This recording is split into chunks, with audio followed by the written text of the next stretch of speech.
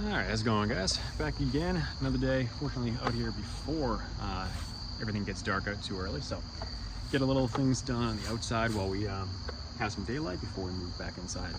So one of the things I want to work on today is getting the window trim finalized.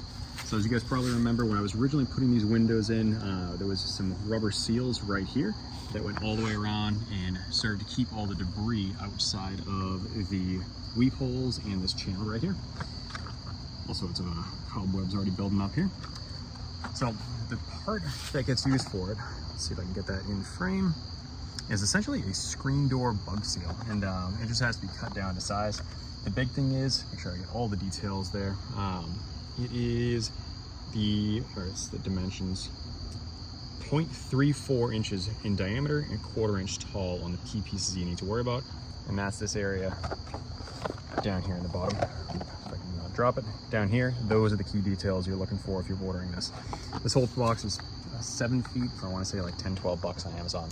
I did need a second package. I ended up using one box between the two side windows, but I'll bring you guys along for the back window just to show you how that all goes in and how that trims out. So let me get you up on the tripod here and try not to get this to drop too many times tonight.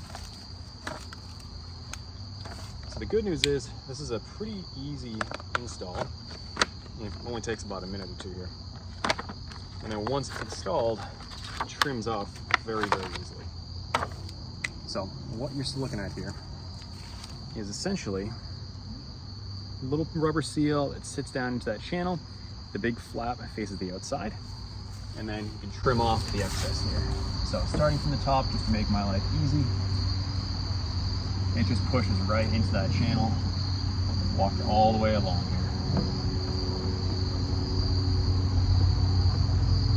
Corners, you got to leave yourself a little bit of slack as you're pushing in, just to make sure you're not binding yourself up and then leaving not enough room as you get to the side of it. The good part about this is once this is installed, it should help keep these channels clear. That way, as debris falls, it's not going to clog up those weep holes at the bottom and make it even less likely that the windows will leak over top from the inside. Because once that channel fills up with water, if the trailer is in any way biased to lean towards the inside, you're going to have all that water just run up and over top of the inside portion of that same channel. And that's one of the many ways you'll get water in through these windows, which is kind of a design flaw, but it's also somewhat standard for certain window shapes. So just making sure that goes in nice and smooth. And as you get to the edge here, just cutting it flush with the edge of the window here. Realizing my knife is painfully dull from all the fiberglass cutting.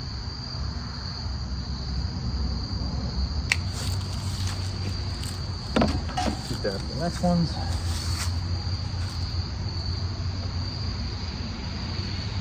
Just taking your time, making sure it all goes in smoothly.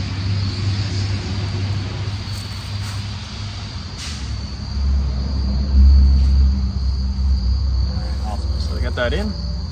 Now, basically you can do this with a razor blade. I'm just doing it with a pocket knife. Basically put a little tension on this little tab and just work your way along, trim that off as you go. And just try to find the angle where it's not biting into the aluminum of the window, so you're not scraping up the metal.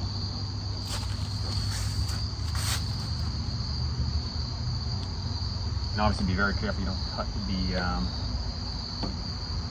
screen either in the process.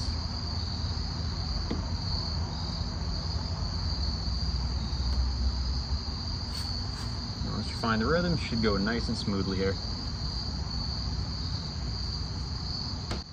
Perfect. Alright, so now that that's in, bring you guys back over, show you the finished product. So now, all that is filled in, clean edges throughout, and it's all nice and clean. And I say clean very loosely because this thing needs a deep clean after the roof vent incident with the black sludge that I dumped all over the outside of this thing. Unfortunately, I've not had a chance to re-wash the outside of the camper since that, and yeah, it's still pretty gross. Good thing is the rain's taken most of it, but once this thing's all wrapped up, I'm going to do a full deep clean, hand wash the entire thing inside and out, and probably come along with a product, what's it called, Barkeeper's Friend, for the fiberglass. And I find it does a really good job of getting rid of all this little residue, any tree sap and stuff like that. It's a lot of tedious scrubbing, but I think it's well worth it, and it looks really good when it's done. So I'm gonna pack things up over here, bring you guys back inside, and continue on for the projects for the day.